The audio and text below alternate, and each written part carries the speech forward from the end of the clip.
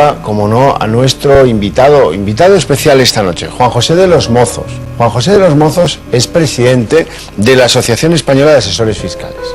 Y lo hemos traído aquí porque queremos saber qué es eso de la insumisión fiscal. Bien, intentaré. ¿Es posible ser insumiso fiscal? Intentaré explicar. Es complicado, pero se puede hacer. Tiene sus fórmulas para intentarlo, al menos. Fórmulas sencillas, pero bueno, es que hay que matizar mucho la palabra, ¿no? La insumisión fiscal como tal no es planteable porque los mecanismos del Estado son tales que le hacen prácticamente imposible. Lo que sí se puede hacer es utilizar los propios mecanismos que existen en el Estado para obligarle a que se lo replantee. Y esa es la fórmula que se puede aplicar. Asumido entonces que vivimos en el país del eufemismo, dígame usted, yo quiero ser insumiso fiscal. ¿Hasta dónde puedo llegar y qué puedo hacer? Hombre, pues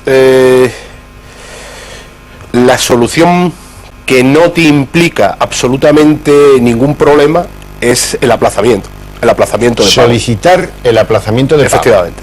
Yo solicito el aplazamiento de pago que debido a las aperturas que ha habido por los propios problemas creados por el Estado, por el gobierno en general, que ha hecho que toda nuestra economía, o al menos el 85% de ella, que es la microempresa y la pequeña empresa, no tengan capacidad de pago, pues es sencillo aplicar esa fórmula.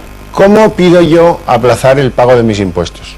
Pues es un método muy sencillo. Es lo que dice la Ley General Tributaria en concreto, es tengo que pedírselo al Estado mediante un documento que cuelga en la propia página web de la Administración. De Hacienda, de la Agencia Tributaria. Sí, la Agencia Tributaria. Ahí hay un documento en el que yo le pido aplazar. ¿Cuánto tiempo aplazo el pago?